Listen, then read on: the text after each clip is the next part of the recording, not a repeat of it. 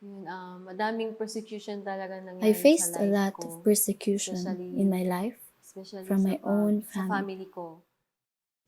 Rimna and her family was separated after her parents were on the run from authority. Rimna's father was charged for drug trafficking, and for the past years, Rimna and her family has been separated. Na I was kicked napalayas out po of ako our sa house by amin. my uncle Di ko po because I alam had a kung saan man po non-Muslim ako boyfriend. pupunta I o didn't saan know man where to ako go or stay. tutuloy. Pero Then a friend of meron po mine akong isang introduced me kaibigan to a na refuge house. pinakilala po sa akin ang crib. Napapatanong I na po ako questioned sa myself sarili ko dahil sa since I nakikita ko realized sa things were paligid ko different there. na yung They were showing me a pagmamahal different na kind of love. pinapakita nila sa akin ay iba.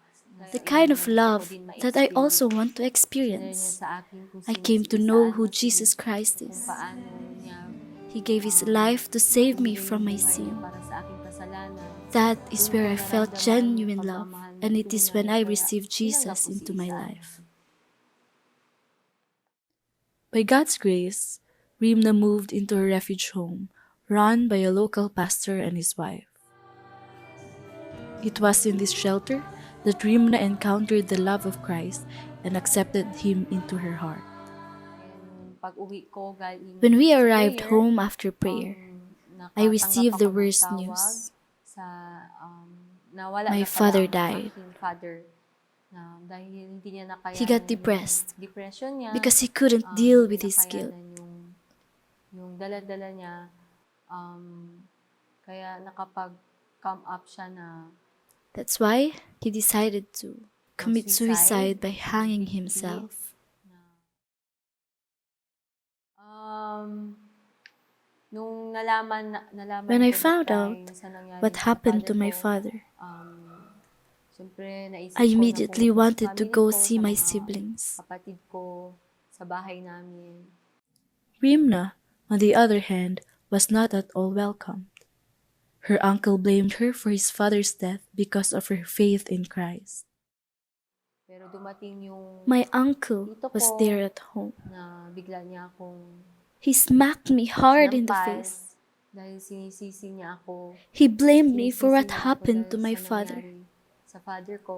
telling Dahil sa me faith daw that na it was meron because ako of my sa faith in nangyari sa Jesus. father ko. Until now, Rimna and her family are still separated from each other. She continues to grow in her faith in Christ and even shared her faith with her mom, who is now baptized.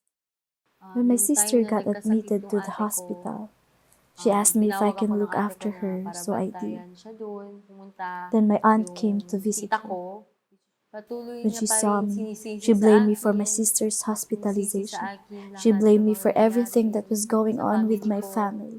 Dahil She daw sa said faith ko, that kaya daw because of mas my faith, nagwawatak my watak family yung is even more namin. divided. Dumating sa point na It got to the point offer niya where sa she akin promised me a good yung education, ang pag-aaral, and in-offer that niya sa after akin I after graduate, mag-aral, I may will work have a na, decent job. pero ang isang kapalit In dun, exchange, I yung have faith to ko na abandon my iwan faith ko na in yung pagiging Christ. believer ko na the Lord is my light and my salvation.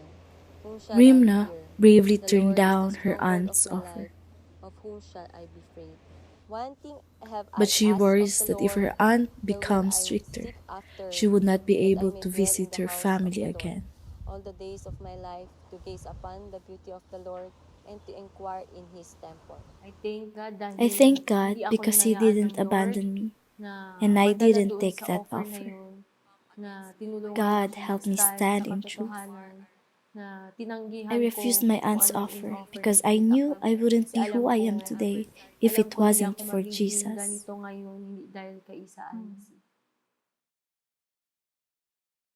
Rimna received assistance from Open Doors to complete her 4-year Bachelor of Science in Education program. She graduated in 2022. She has committed to serving in God's ministry at her local church full-time.